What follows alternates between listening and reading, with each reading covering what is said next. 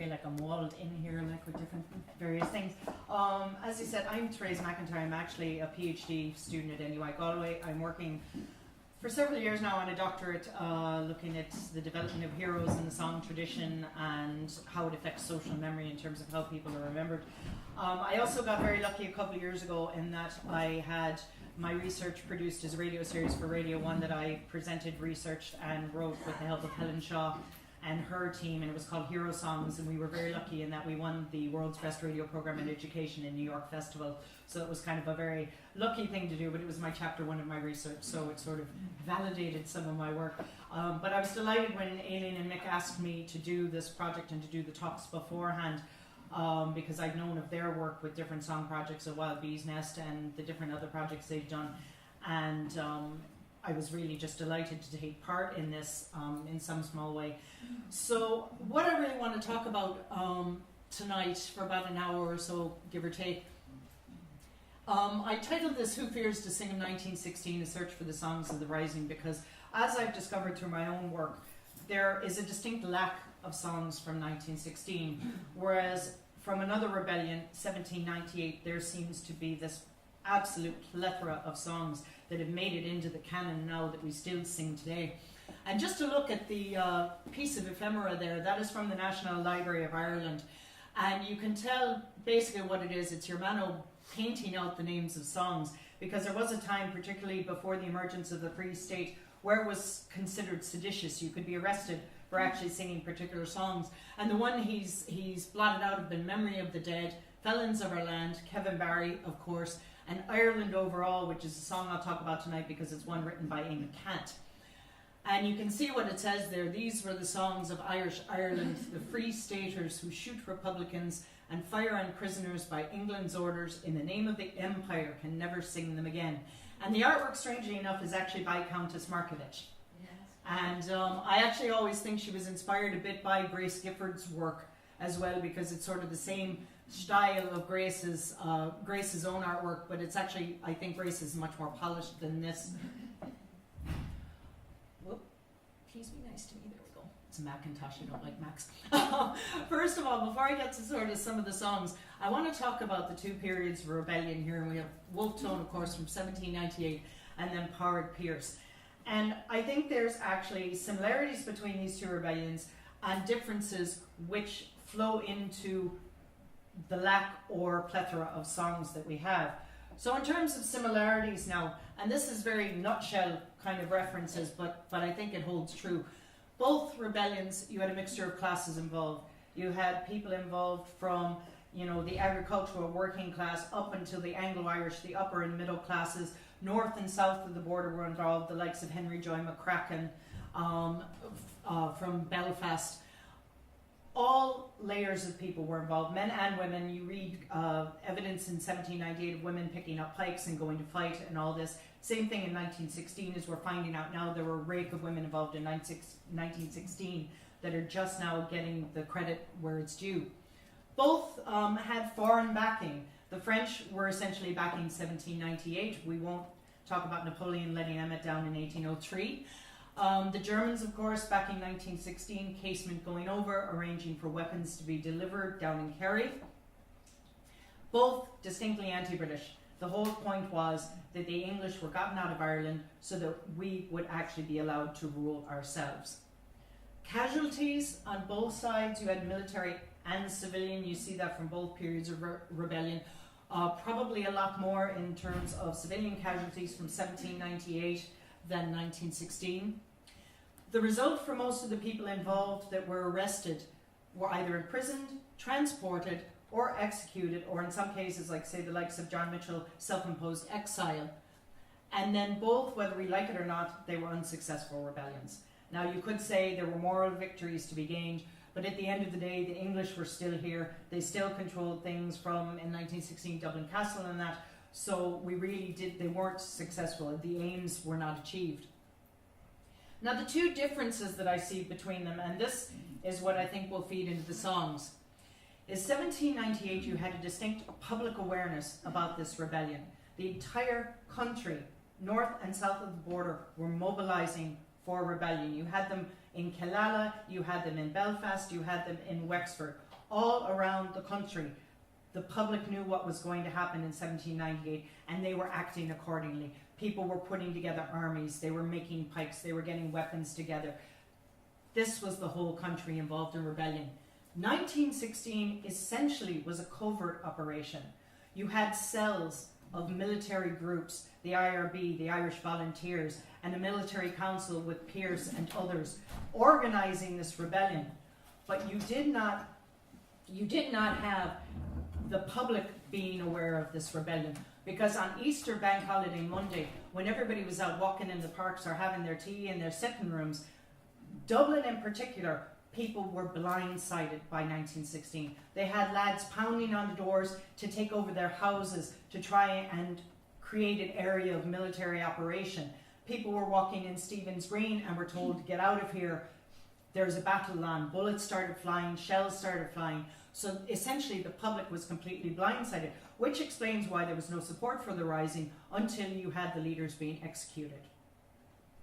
The other differences I see as well is with the agendas. 1798, I think, had a much more cohesive agenda in that everybody knew the purpose of 1798. 1916, I think, to a certain extent, was very fractious, and then you had a small group of people who had an idea as to what they were going to achieve, which the proclamation, we see some of those aims. But I often wonder, had they succeeded, did they have the plan B? How would they form a government? What would have been the next step? But we never got to find that out, obviously, because 1916 was a failure. So those are something to keep in mind when I start talking about the songs, particularly the public awareness and the covert operation idea. Now this is how I see ballad production, primarily from the early period up until about 1916. And this is really a hypothetical, but I think from what I found out so far, it's actually starting to prove true. The earliest production we have, you have, of course, old ballad broadsheets and that, but the first time we actually get a book of collected songs is in 1795, which was known as Paddy's Resource, and it was printed by James Porter, the first edition. And it was actually compiled for modern patriotic songs for the use of the people of Ireland. So in other words, like 1798 itself, a couple of years later, it was for general consumption. It was for the public to actually learn these songs and start singing them. And it was actually the songbook of the United Irishmen. Now, we have very few contemporary ballads from the period of 1798. The one that seems to have been transmitted more continuously from that period is Dunlavin Green. And that's the one that even today is still sung. It was produced on broadside ballads and recorded a good deal. Frank Hart's recording is probably one of the more well-known versions, and Karen Casey as well. So from this period on, there seems to have been a steady increase between the years 1840 and 1860. You have Thomas Davis, James Clarence Mangan, all of those who wrote on the nation and the Young Irelanders. And essentially what they were doing is they were actually trying to gear people up for rebellion. This is the time, remember, of the agrarian land movements and the land wars. You had evictions and things like that, and the Land League was around. So they're actually writing songs for the public to learn. And one of the editions of The Nation that I've looked at actually has instructions as to how to write a proper ballad. So they were actually trying to get the public to write these sort of songs as well. A transitional point that I see is 1867, when you have Thomas Daniel or T.D. Sullivan's composition of God Save Ireland, remembering the Manchester martyrs. Because what you have here, and you'll hear it later when I go through some of the songs, there's a distinct tempo change. Now we see the emergence of a marching song. And this became the unofficial anthem of Ireland until Paddy Carney's Soldier Song later on. In 1898, then, the centenary, you see a massive outpouring of compositions, particularly from the likes of P.J. McCall, who wrote The Boys of Wexford, Boulevaux, Kelly, the boy from Killan. And there's this huge outpouring in this 100-year anniversary of 1798. And from then on, I see there being a steady decline in ballad production, barring Paddy Carney, who I'll talk a little bit about later, who had a great deal of songs at that point. But leading to 1916, you didn't have a lot of people writing songs at that time. You had James Connolly, who wrote his labour songs in the early 1900s, O'Donovan Rossa, who I'll talk about in a moment, Thomas MacDonagh, Countess Markovitz, and then of course Patrick Carney. Pádraig Pearse I'm not going to spend too much time on because he didn't so much write an original song as rework one. And the song he reworked was Ora Shidavacha Walya, which I'm sure most of you know. But it was actually a Jacobite ballad from the period of Bonnie Prince Charlie. And he reworked it to give the lads something to march to. And that actually became the marching song of the Irish Volunteers. So what I want to go through now, talking about some of the songs, is I want to look at some of the key figures of the 1916 period and the types of songs they were actually writing. It seems to me there are two tune types that actually emerge at this point. Hymn, or very slow airs, and then marches. So in the first group I have Jeremiah O'Donovan Rossa, Thomas Ashe, Joseph Mary Plunkett, and then under the marches, Eamon Cant, James Connolly, Countess Markovitch, and Thomas MacDonagh, and then of course Pearse with the Ora Shidavacha Walya. So the first person I'm going to talk about is Jeremiah O'Donovan Rossa. And I thought this was actually an interesting, it's housed at UCC. It's a cover of the old, I suppose you call it, satirical magazine from England, Puck. And it shows him, of course, he was the head of the dynamite campaigns, so it shows him blowing things up, even though, as far as I know, he actually didn't blow anything up, but he advocated others to do this kind of work. Sham bombardment, gasoline, and the way he's described is an Irish crank of unsound mind but harmless. So this is the way they described him. He was born September 10th of 1831, ran the dynamite campaigns, died the 29th of June 1915, essentially a broken man. He spent many years during his life in prison and he was treated horrendously. He was responsible for one of the largest funerals in Ireland, and it was the first time men from the National and the Irish Volunteers united. And the reason I'm including him in this grouping is because of Pearse's oration at the graveside, which we probably all know by now. But this was the key moment when you have the uniting of the National and Irish Volunteers and Pearse's oration. This was essentially the beginning of the Rising, because you had all the people gathering together and you had that great speech in part in Irish and in English at the graveside, and this is what you get people going with the rebellion. So I want to just try and give a verse or two actually of the song he wrote, and it's called A Fenian Ballad, and I'll read his own words as to what why he wrote this. I link this excellent ballad to a very sweet variant of the air Rockadrog McKin. The ballad enshrines another, quote, fact of Irish history of the last century. The fifth and sixth lines of verse 7 may be sung to the same part of the air as the third and fourth lines, and the air should be taken somewhat slowly. Now, my solfege is not great, so I'm not quite sure if I've got the air right, so forgive me if I don't.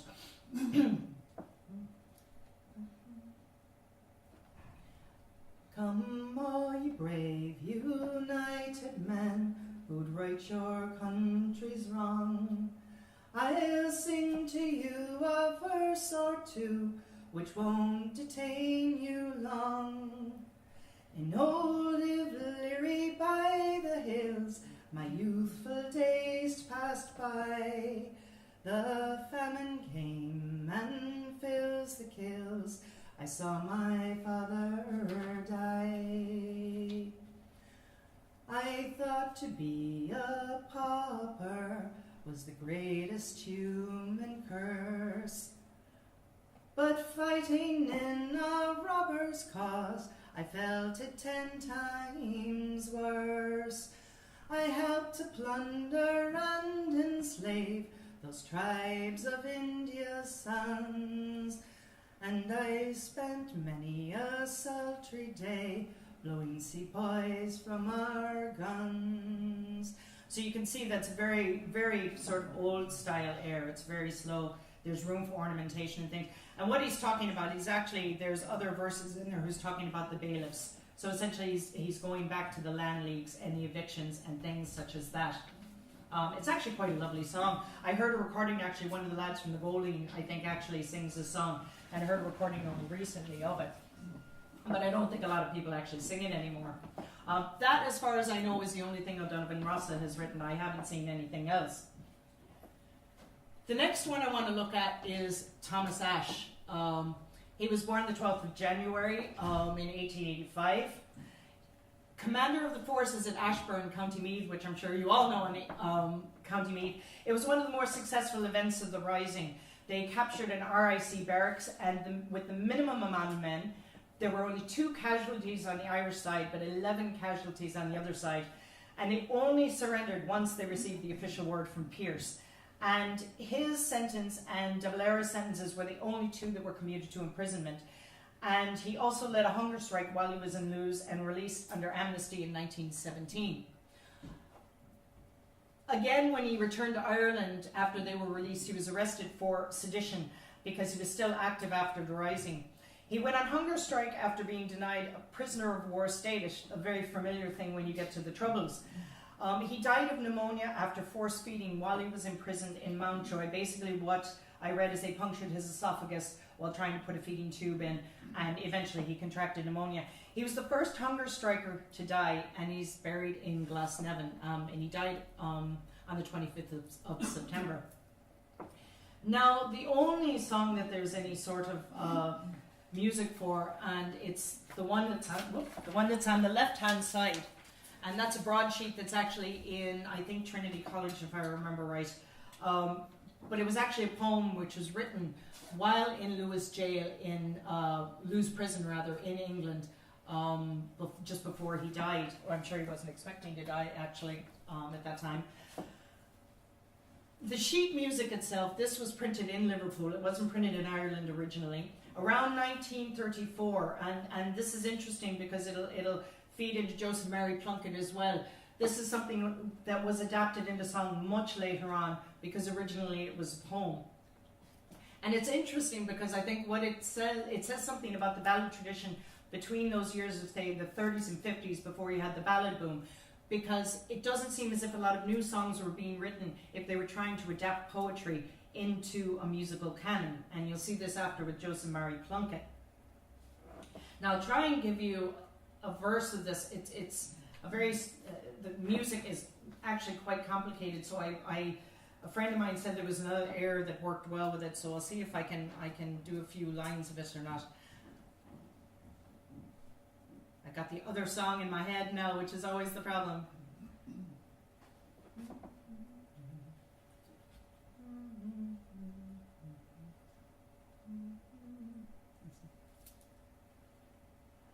Let me carry your cross for Ireland, Lord. The hour of her trial draws near, and the pangs and pain of sacrifice may be borne by comrades dear.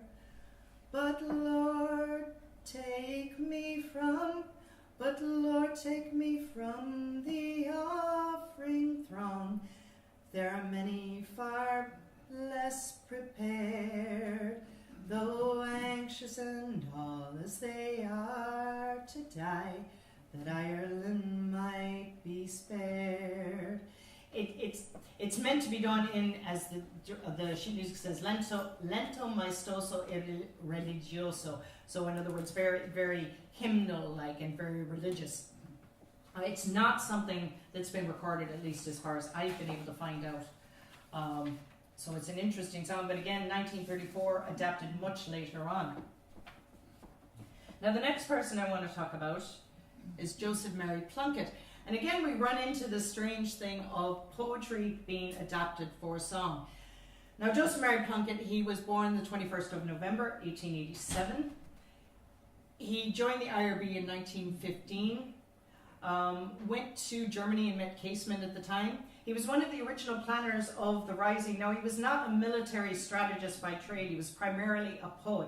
As with a lot of the other participants in the Rising, they were poets, they were writers. In Paddy Carney's case, he was an actor as well, and a lot of artists. So these were not military strategists. He served in the GPO. We all know he married Grace Gifford hours before his death in Kilmainham, and there's that, god-awful song, Grace, that was written by the O'Mara brothers in the 80s. that it's actually more about Plunkett than it's actually about Grace herself. He was then executed the 4th of May 1916. Now what's interesting about these two songs, The Stars Sang in God's Garden and White Waves on the Water, both are poems from the complete poetical works of Joseph M. Plunkett, and they were used with the permission of the Talbot Press. They were published in London. That one was by the first one was by Patterson's The Stars Sang. The second one was by the Kirwan Press in London. So they were not actually published for an Irish market, from what I've been able to glean. The Stars Sang was 1936, and White Waves on the Water was actually 1948, so it was even that much later. They're very interesting they're both actually 6/8 time. They're both jig time, which is very strange, but when I started thinking about it, I was trying to learn them, but they're strange. The breaks in them are very strange. I suppose jigs might work better with poetry, because if you think about reading poetry, there's a bit of a bouncy rhythm to them. And I can read you some of the lines of the one now, if I can. The stars sang, and I have the jig kind of in my head. The stars sang in God's garden. The stars are the birds of God. The nighttime is God's harvest. Its fruit are the words of God. So it's kind of got this jig. It would be very hard, I think, to read it as straight poetry. So it's got this very jig rhythm to it. And when you're meant to sing them, you're meant to sing them quietly and simply and singingly. So they're kind of light little songs. But again, adapting poetry is very tricky into music itself. And again, these things were not recorded. There are no recordings of them, audio recordings, as far as I've been able to find. And most of these as well, which is another odd thing, they were actually written to be sung in duet or chorus form. So when they're adapted, the later composers, in that case Hugh Robertson, it's Hugh Robertson for both of them, I don't know what they were actually adapting these for. If they were adapting them to be sung in churches, or if they were adapting them for some other purpose. So to me that's very interesting. Why would you take a poem and adapt it with jig time in chorus form? And again, it says something for maybe the ballads, no new songs being written, that they had to go back to the poetry. But they didn't do it at the time, which I thought was something interesting as well. So I just have to move some of this sheet music now, which is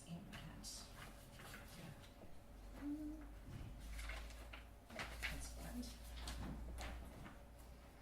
Okay, so the first one we have now with the march, that we get into the march tunes now, is Eamon Cant, who we all know as basically as being a piper and a musician. He was actually one of the people at the Oireachtas meeting in Galway when you had most of the signatories there as well.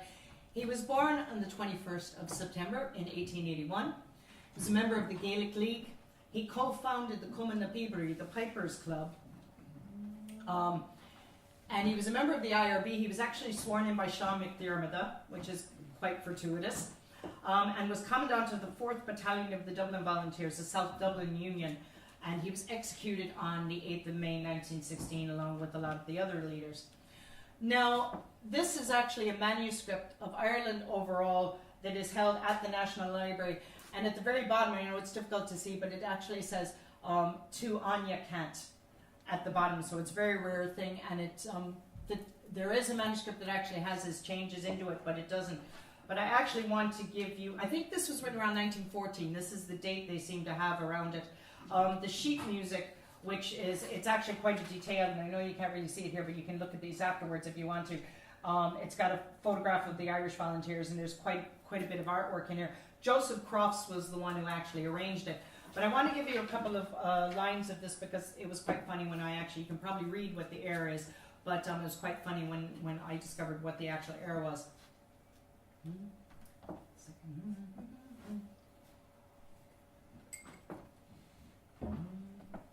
Ireland, Ireland, for the wide world, Ireland, Ireland, over all.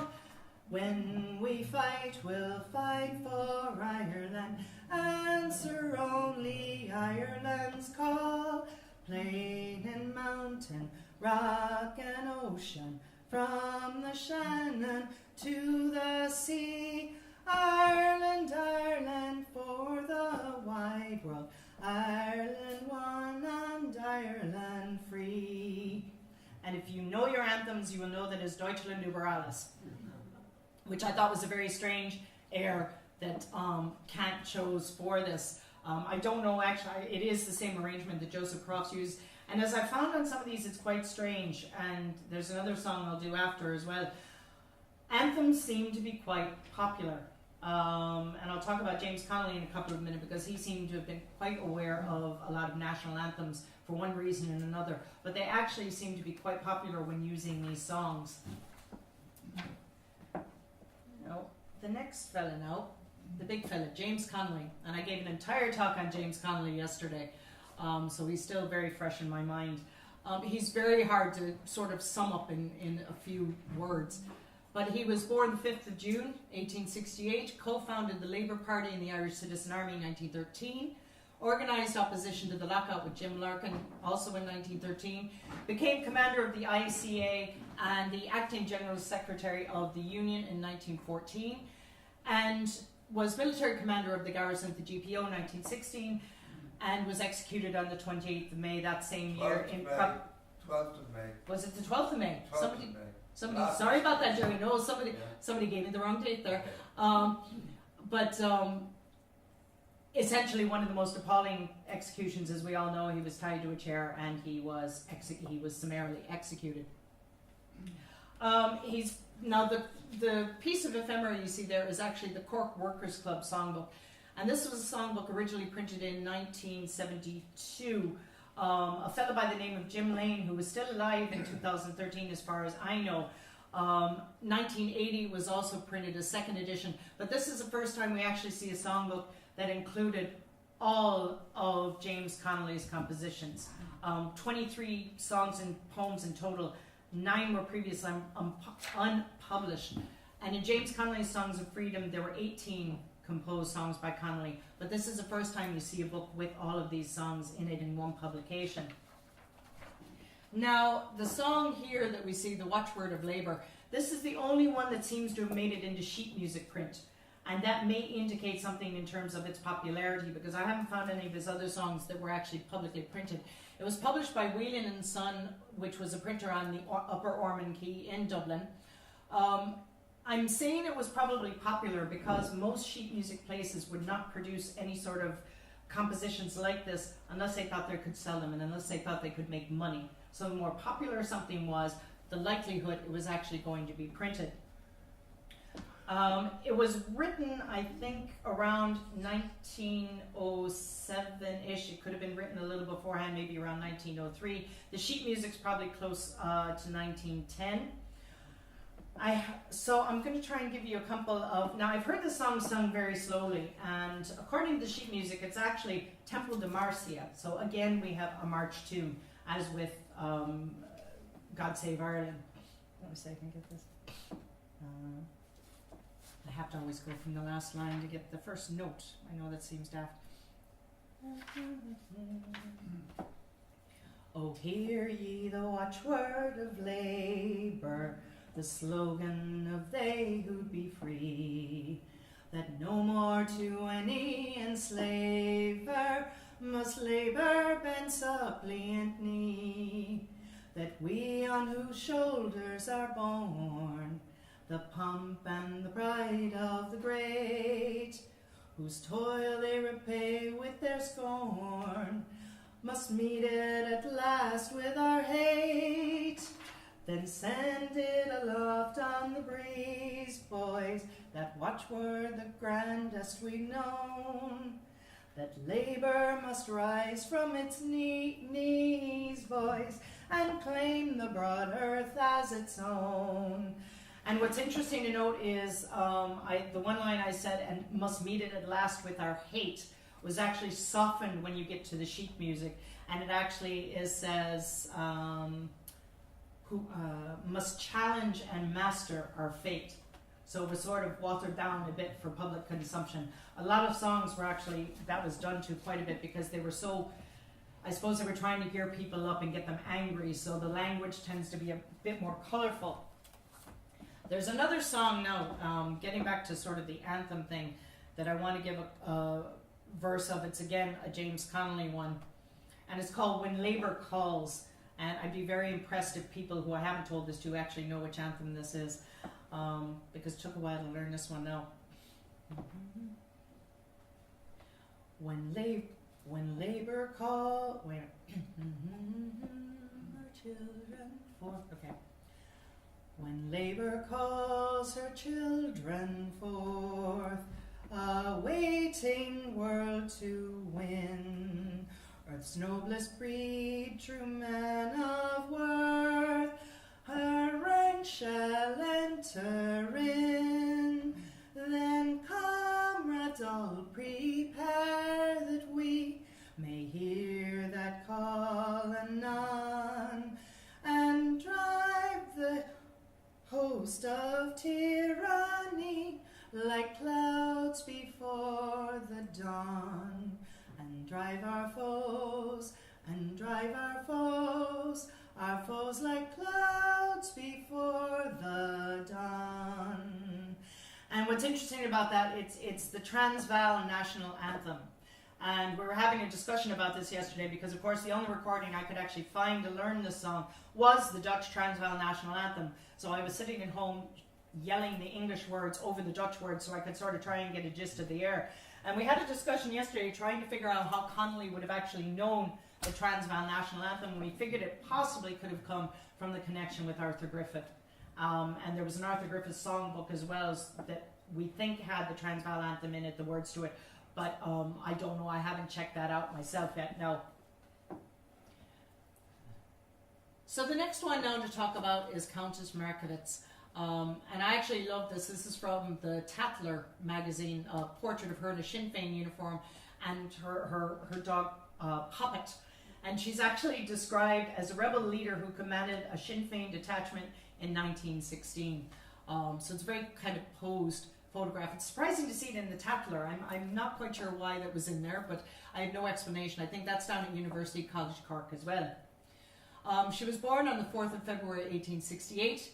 On the 29th of September around 1900 she married Count Casimir Markievicz, and the reason I have that in inverted commas is there is actually no evidence that he was a genuine count. I don't know why he had the title. Apparently people have looked up the family tree. There's nothing to indicate that he was actually royalty. She was involved in both the lockout 1913 and the rising 1916. In 1918 she was elected to the House of Commons and served as Minister for Labour from 1919 to 22. And then throughout 1918, 1927, barring 1922 itself, she served in government and died the 15th of July 1927. Now, the most popular song that she had written at the time, and I have a recollection, I suppose, if you will, a witness statement rather, from the Bureau of Military History. It was probably composed close to the time of the Rising, but a gentleman by the name of Nicholas Whittle, who was the director of elections for Sinn Féin in East Waterford in 1918, and a member of the Irish Volunteers in the IRA, talks about singing this song. He had been known for singing locally in the area and was just kind of asked to get up and sing this. For my first number, I sang that fine marching song composed by the late Countess Markievicz, the Battle Hymn. The words of the song, together with the peculiar circumstances associated with the singer, set the audience wild with excitement. I followed this with Willie Rooney's beautiful ballad, The Barna Gael, and then O'Donnell Abu. As I made my exit from the stage, the huge crowd cheered and gesticulated wildly. It's interesting, most of the witness statements, as well as I found, they actually list other songs that were being sung. So you can kind of get a sense of what would have been in the national canon at the time. This again was arranged by Joseph Crofts. Now I think this is a later printing of it. It was published by the Art Depot in Mary Street in Dublin. I think this is a much later version because you've obviously got the coloured flag, you've got James Connolly as well, and she dedicated to the Irish Citizen Army. Again, the music is actually quite complicated for it. So there's another one I want to kind of talk about a little bit, but I'll sing you a bit first. She also did a version of, well, I should say, a recitation for Kevin Barry that was written in Mountjoy Prison, which is very florid. It's not that great, and I don't know if it's singable. I haven't even tried, but I can read you a little bit of it. We knelt at mass with sobbing hearts, cold in the dawn of day. the dawn for us, for him the night, who was so young and gay. Then from the altar spoke the priest, his voice rang thin with pain, bidding us pray a boy must die at England's hands again. So it's not too bad, but I don't know if it'd be interesting to try and put a melody to it. But she also wrote a lesser known song a little bit later on, and the reason she wrote it was as follows. I was requested to write a Fianna Battle song to this air by Liam the last time I saw him. I wrote it when I heard of his death, December 8th, 1922, Countess de Markovitz. So I want to give you a couple of verses of this. It's to the air of the red flag in its designated singing. And if you know the air of the red flag, you already know the tune. If you don't, it might come as a bit of a shock, because I knew it surprised me at the time because I didn't know the air of the red flag. We pledge ourselves by Liam's grave, by all who died their land to save, by Colbert and by Houston's death, by every martyr's dying breath. Republicans, we stand for aye, we soldier boys who fight each day to win the war against Ireland's foes. In crimson drops our lifeblood flows. We pledge ourselves by murder stark, in barrack, suburb and in park, by tortured boys in Free State jails, by Christ pierced side and torturing nails. Then join your voice with Ireland's dead, in prayer that God will help us tread the cruel path with honour bright, that leads to freedom, Ireland's right. I will never be able to sing O Tannenbaum the same way again after something else, because I didn't realise the air of the red flag was O Tannenbaum. Well, it wasn't originally meant to be O Tannenbaum, it was meant to be the White Cockade, but somehow O Tannenbaum has become the selected song for both of those, actually. So if we move then to Thomas MacDonagh, there's two different broadsheets here. He was born the 1st of February 1878. He was assistant headmaster at St. Enda's School, Pierce's School, founding member of the Irish Volunteers. He married Muriel Gifford, the sister of Grace Gifford, who also unfortunately died a tragic death. She drowned in Skerries, I believe of heart failure as far as I know. He was commandant of the 2nd Battalion of the Dublin Brigade in Jacob's Biscuit Factory, and he was executed on the 3rd of May 1916. Now, the marching song of the Irish Volunteers, I'm not entirely sure, because the line numbers and that are very odd, so I'm not sure, even though it's called a marching song, it was ever meant to be sung. I haven't been able to find an air to it at the moment. It was published in the Irish Review originally in Dublin in 1913, so it's a few years before the Rising. It has a chorus, but there's actually no music, so again, we're not sure of the air. And it's interesting because there are references to the Battle of Clontarf in it as well. So I just want to read you a couple of verses of it, just so you can get an idea of what it sounds like. And of course, the one doesn't have there's the chorus there. Okay, let me see where it's there. When in the morn of time the Gael saw Ireland rising over the foam, he left his labouring oars to hail this lovely land, his destined home. He loved this island's ancient grace, and here in glory long he throve. His children's Gaelic pride of race hallows the island of their love. For Ireland, for Ireland, for Ireland all, our ranks we band in might. From her four seas we at Ireland's call, in Ireland's cause unite, and march to the hosting of Gael and Gaul to claim our freedom's right. 1,000 years ago the Dane with raven banner swept the seas. To win this land he sought in vain, then left the ways of war for peace. Tired of wayfaring here he found the welcome due to valiant foe. The Viking stock on Irish ground has grown and strongly still shall grow. And then it goes back into the for Ireland, for Ireland, for Ireland all. And it's even to read, it's actually, the rhythm is quite awkward. It doesn't really sit into anything. And as I say, the line count, even though it's I think it's 8 lines, 8 lines for a verse, which would normally fit, I don't think the syllabic meter actually would work into a tune, but I'd be curious if somebody could actually get that to work in something. Now, the other one there, Freedom Sailing. And I believe the Inishowen Song Project are actually currently working on Freedom's Hill at the moment, in terms of they're going to have a debut of this piece of music. The manuscript, again, the NLI is a great store of material of ephemera, and this was actually in the NLI. It's actually signed and dated. They have a written manuscript there that's signed and dated by MacDonagh in December 1914. This was originally published in a supplement to the Irish Volunteer on the 26th of December 1914, which was a Saturday. The music was by O'Brien Butler, and it was subtitled A National Anthem. So I don't know if he was sort of trying to compete with Peadar Carney at this point, even though Soldier Song wouldn't have been accepted as the official national anthem at that time. But again, he called it an anthem. And it's meant to be a march time tune. There's several verses there, but I can read you a bit of it now. And this one I think actually makes a very good tune, from what I've been able to look at it. Ireland, arise, thy vigil is ended. Salute the sun of victory. Arise in ancient glory splendid, to youth again and liberty. O dear, O true, O constant land, the soul has not bartered still. And blessed forever is the hand that plants thy flag on freedom's hill. We hold today the ancient token, the cause bequeathed from age to age, the trust to keep thy faith unbroken, to guard thy children's heritage. Our fate is thine immortal band, to serve the right through good and ill. Our boon we ask to see thee stand, transfigured here on freedom's hill.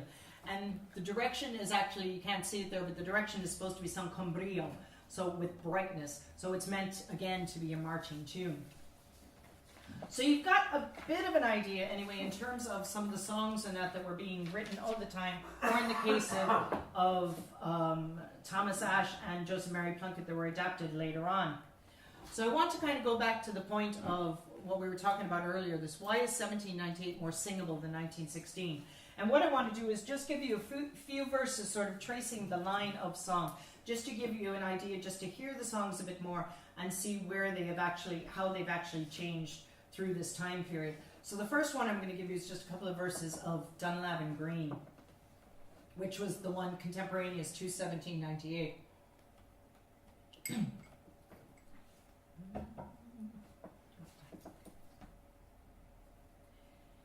In the year of 1798, a sorrowful tale, the truth unto you I relate.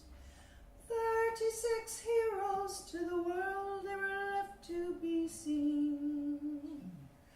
By false information were shot on Dunlavin Green. There is young Matty Farrell, who has plenty of cause to complain. Likewise the 2 Duffys, who were shot down upon the plain. Young Andy Ryan, his mother distracted will run, for the loss of her darling, her only beloved son. And a little bit later on then there's a song, Henry Dry McCracken, that was an adaptation of an old broadsheet ballad. It was a love song called 'Twas on the Belfast Mountain, but it was later on adapted to remember Henry Dry McCracken, probably around the time of 100 years later.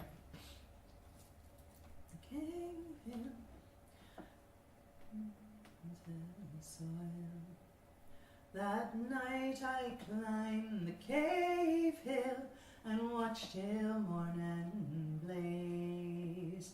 When its fires were kindled, o'er Belfast loch I gazed. I saw an English tender at anchor off Garmoil, but alas no good ship bore him away to France's soil. And twice that night a trampin' came from down the old shore road.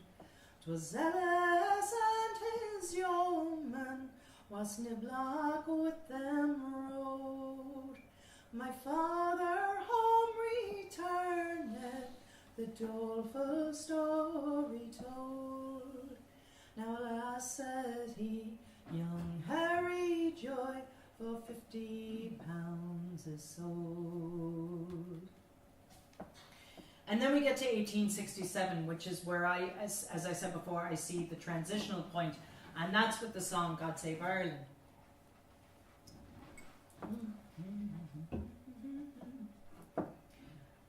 Climb they up the rugged stair, rang their voices out in prayer, then with England's fatal cord around them cast. Close beside that gallows tree, kissed like brothers lovingly, true to home and faith and freedom to the last. God save Ireland, said the heroes. God save Ireland, said they all. Whether on the scaffold high or the battlefield we die, oh, it matter when for ear and dear we fall. Never till the latest day shall the memory pass away of the gallant lives us given for our land. But on the cause must go amidst joy and weal and woe, till we make our island nation free and grand. And then of course it goes back into the chorus. Now to just give you a bit of a taste then of other things that say Paddy Carney was writing, and I want to actually give you, we all know a soldier song of course, but I want to actually sing you the soldier song the way it was meant to be sung, which was originally in English, in case people don't actually know that. But the first original version before it became an official anthem of Ireland was in English. Now, I was born in the States, so I actually remember singing this in English at a lot of the ceilidhs and that I would go to, but we'd always hear this at the night. But I'll give you just a blast of it so you can actually hear it in English, because not a lot of people would be familiar with it. The one thing that always gets me in terms of the GA, and I've said this to other people before, is whenever you hear Our on Naveen at the matches, it's always sung like a funeral dirge. But in this case, it is meant to be a march, so I'm going to up the tempo just a tiny bit now. We'll sing a song, a soldier song, with cheering, rousing chorus, as round our blazing fires we throng the starry heaven o'er us, impatient for the coming fight. And as we wait the morning's light, here in the silence of the night, we'll chant a soldier song. Soldiers are we, whose lives are pledged to Ireland.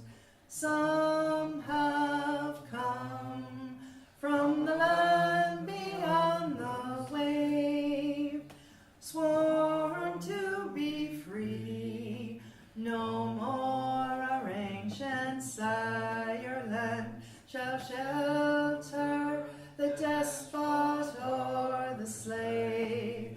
Tonight we man the barn of Wales, in Erin's cause come war wail, mid cannons roar and rifles peal, we'll chant a soldier song.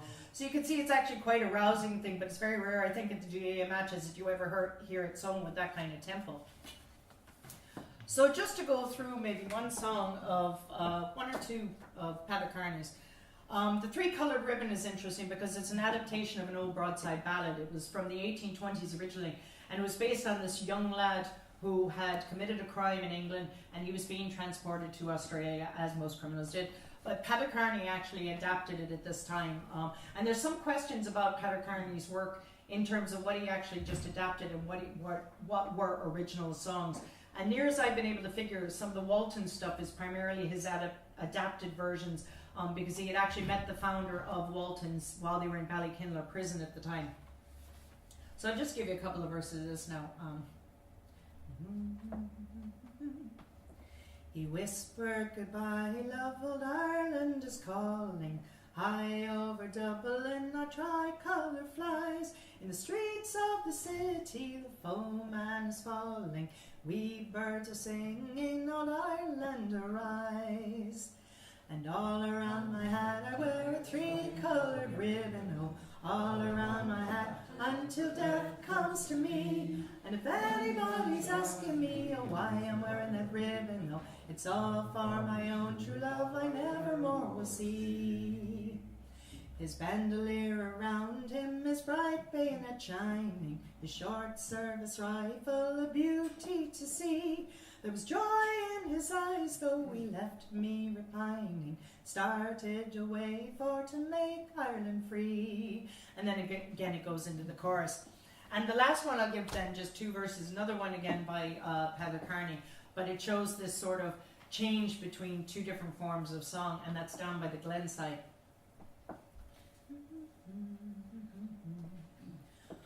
When I was a young girl, their marching and drilling awoke in the Glenside, sounds awesome and thrilling. They loved dear old Ireland, to die they were willing. Glory, oh, to the Lothian men. Some died by the Glenside, some died near a stranger, and wise men have told us their cause was a failure, but they fought for old Ireland and never feared danger. Glory, oh, to the Lothian men. So basically now, trying to answer the question, why is 1798 more singable than 1916? And it goes back to this point of the public awareness versus the covert operation. And I think there are several things in operation here. Feeding into the song composition of the songs, we need to look at who was writing the songs and who were they writing them for. Thomas Davis and the others were writing them for public consumption. That was why they printed ballads in the Nation every single time that newspaper was printed. Kearney and the others were writing these songs to inspire the lads. They're marching songs. These are songs meant to keep your spirits up, or even something like the Tricoloured Ribbon. They're meant to keep your spirits up. So this was not for the general public necessarily. And I think to a great extent as well, there's a difference between songs that were meant for men and women and songs that were meant for the lads only. Most of the songs, the early ones in particular, could be sung by a man or a woman. But I think the marches, it's not necessarily a tempo that a lot of women would sing. And again, because women don't necessarily go marching around unless you're using them for some sort of working song, like when you're scrubbing the kitchen. But I don't think otherwise women would be singing these. Now, there's a lot of differences between the songs themselves. There's a variation between traditional airs and these newly composed marches. Traditional airs, particularly slow ones, you listen to Dunlavin Green or Henry Joy McCracken, it's sad versus a bright tune. The slower airs tend to be more emotive. They tend to evoke that sadness. Marches are brighter, as with Tricoloured Ribbon as well. There's something that lifts the spirit. The content of these songs also, as you probably heard, changes as well. There's a linear narrative with detail, particularly if you go into songs like Dunlavin Green that list names and locations. Henry Joy McCracken is the same way. You have the names, you could literally trace the geography of Henry Joy McCracken's movements before he was arrested, because it lists all the places, like the Cave Hill, like Mockard's Fort, Belfast Lough. So all of that detail is in these. And the later songs, particularly with the likes of God Save Ireland, there is no narrative in this. Larkin, Allen and O'Brien's names don't actually figure in that song at all, which is very interesting because there's an assumption of knowledge going on there that everybody would have known who the Manchester martyrs were, and there was no need for an actual straight narrative. The function of songs, I think, also changed again as well. Earlier composers, particularly the ones of 1898, were writing to remember. They wanted to remember the incidents of 1798 in order to get people head up about rebellion. They wanted to remind people what happened in 1798 and what the English had done to us. I think in terms of the marches and using those tunes, they were trying to take the lads' minds off of things. They were trying to take their minds off the fact that they were probably going into a battle they were going to lose, that they were drilling often with pikes and fake guns or sticks, whatever they had, to try and get ready for this rebellion. The reason I think now, particularly, we're looking back a bit, and maybe this explains why there was such a huge amount of work composed in 1898, is because now we have temporal distance. We have that 100 years to actually start looking back. And at the time, maybe because there was a lack of public support for the Rising, maybe that's why nobody wrote songs about it. Maybe in the wake of the executions, nobody thought there was anything to sing about. Which is why now, 100 years later, we can look back at it with a bit of a telescopic view and be able to maybe find those things that are worth singing about the rebellion. And I think that's why a project, particularly now with this entire song project and the singers that are involved, they have this distance now to be able to look back and be able to see if there are things to actually sing about, much in the way that they did in 1898, looking back on the events of 1798. And I think what these songs do, and if you sing something from that time period and now, it's going to determine how people actually look back on 1916. If you sing a song from 1898, you're very aware of what happened in 1798, and it colours your view as to how you might perceive that event. So I think now the songs that are emerging are probably for the foreseeable future, provided they catch on and we get people singing them in sessions, are going to actually show what our views were about 1916. So I think it's very fortuitous now that we have a project like this, and hopefully now, I've no doubt all of these singers have actually found something to sing about. So thank you very much for listening, and if we have a couple of minutes, I'm more than willing to take feedback or questions or anything like that. So thank you very much.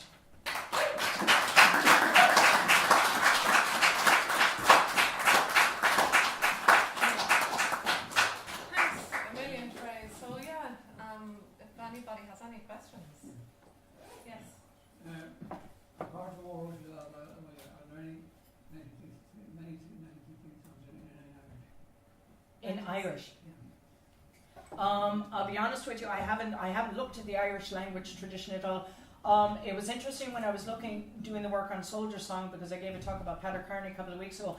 There's actually another Irish version of it with another composer. I can't remember it off the top of my head now.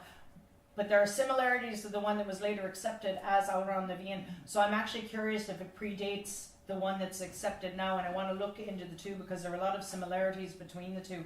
But I didn't see really a lot, and it's funny that there wasn't a lot, considering Pearse's love of the Irish language, that he wasn't doing composition in Irish. Now there may have been some from localities that I haven't found or that were lost to us, but I actually haven't seen anything written in Irish like from that time period. You get kind of part of company from the Irish volunteers. That was the only one, but that was a Jacobite song, so that wasn't even really a brand new. That wasn't a brand new composition. Yeah.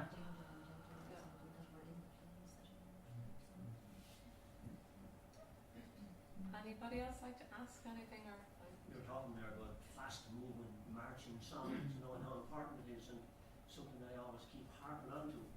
The songs should move at a pace, good strong pace. But a couple of years ago, I decided that I would find out the length of time it took any band and a GA match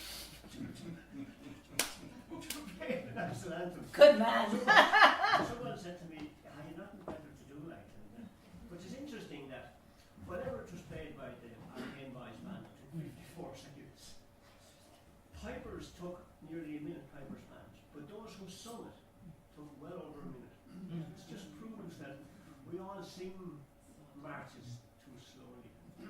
The longest I've ever heard a GA match was about 3 minutes 20.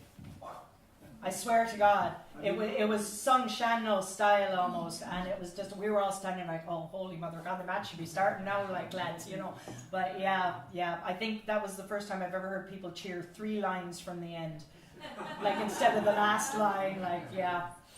I was interested when you were singing the Soldier Song, everyone around me was singing it in English. I don't know it in English. I only learned it in English. I was impressed by that, actually, yeah. I never learned it in English. Yeah, I don't think anybody really would, in fairness. I don't think anybody would have. Everyone around me was singing it in Yeah, I heard that all right, yeah. I don't know that any people would, like, yeah. Just on the 1798 thing, I don't know if you were aware, Thérèse, but one of the last battles that ever took place in 1798 took place about 6 miles from here. Some Wexford men who had been trying to link up with the people in the north. Aileen was telling me, like, the Pikes made it all the way this side of the world. For years, around 1998, the 14th of July was the date, and 14th of July was celebrated around this area, particularly around Ballybuckle and places like that. The other thing is that on the 23rd of May, 1798, the coach from Dublin to Belfast was attacked by United Irishmen just over near Manowar pub. Because Manowar was a coaching inn, and that was where it would stop to change horses on the way to Belfast. And so there were two incidents that happened aside from each other in this area. Because you mentioned you didn't mention that there was a United Irish tradition around here. There was, yeah. I was going to say that it's not the first time Pipes have been up here. No. brought up from Wexford. They come up from Wexford. And actually, there was Larry O'Connor had actually a pipe that was found on his family's farm in this area. Oh, and it was found in Jesus. the dish buried, and he had it. And during the 1998 200th anniversary, that pipe was carried at pipe marches in Enniscorthy and in Owlert and various places all over that we went. And that was an original 1798 pipe that was from this area. So Oh my you're God, very brilliant. close to it here.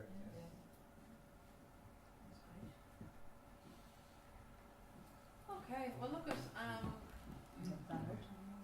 I'm delighted that tonight is a good few of the singers here for Trace's talk, and that Trace is going to hear. Trace hasn't heard actually all of the songs that are in tonight's concert, and what I picked up on, having heard the last few talks and hearing the songs, because everything's just come together for us now, are some of the lovely connections that are coming up with, for instance, talking about tune types and marches, and you'll see in Paul O'Reilly's song that he sings tonight, he very much set out to do what some of the composers were doing 100 years ago, and Paul very consciously set out to do that, and very successfully as well. So it's just lovely to see those things coming up, and I'm hoping we'll find some way to pull them together and present them maybe later on in the year or something as well, So look at big round of applause for Trey. Thank you.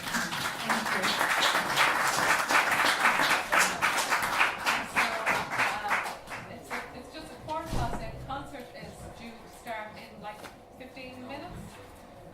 So hopefully